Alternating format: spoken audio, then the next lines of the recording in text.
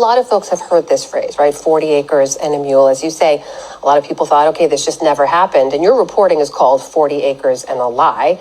What's the truth behind this program? What do people not know? What people don't know is that it wasn't just a promise that was broken. People were received land titles. We found more than 1,250 people who got land titles, men and women.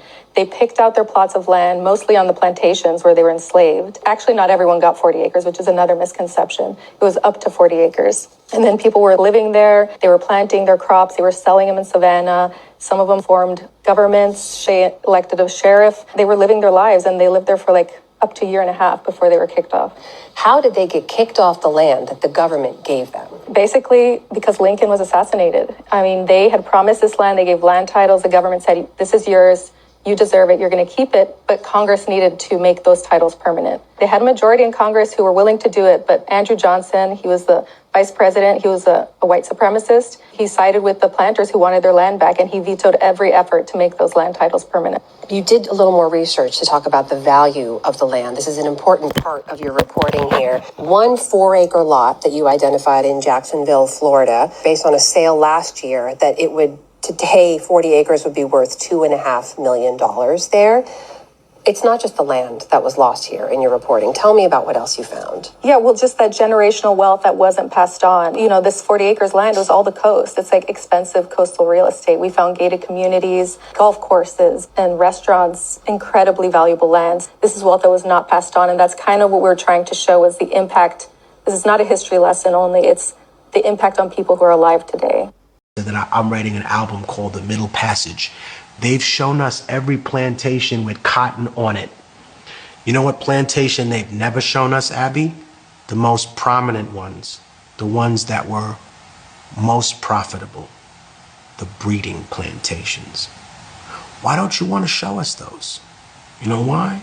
Because after the research that I did for this album, you realize that the moment that a girl menstruated, she was put in a stable where a horse would be and forcibly mated, forcibly raped by a male of the slave master's choice. And when she had children, they weren't called children, they were called a litter of pups. The punishment for raping or killing a person in medieval Spain is gelding. Gelding is when you take hot pincers and you take a man's balls and dick off root and stem. Killing a person, law of the Bible, right? Medieval Spain, super religious. You killed a man, he should be killed. Why were indigenous and black people categorized as subhuman? So under the law, you would not be punished for the things that you did to us. That's why. You used to be proud, right? Used to be proud, white America, of rape and murder. Used to be proud of colonization. Used to, wow, that made us tough. And then you got ashamed of it. And that's what you're dealing with. That's what America's dealing with, a schizophrenic crisis. There's a British manual, right, that was taken out of the British Museum because within the manual, it talked about how rape was a weapon of war that should be used against the indigenous population. You're ashamed of that now.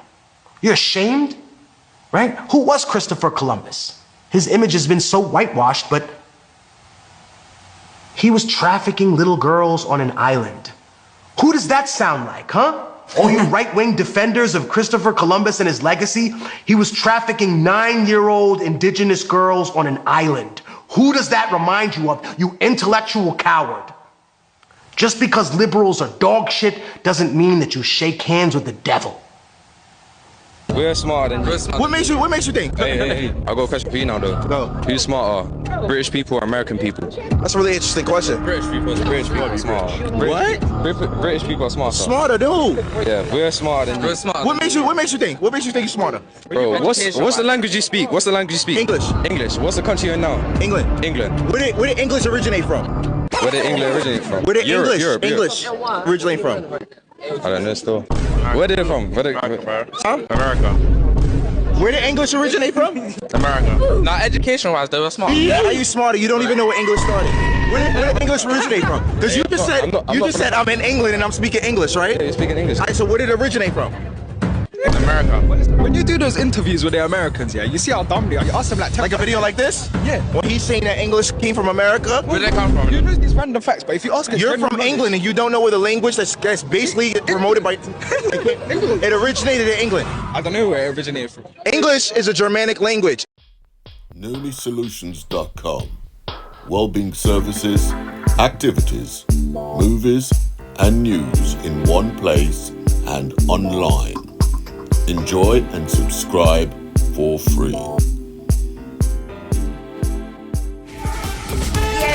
Yes, it's right.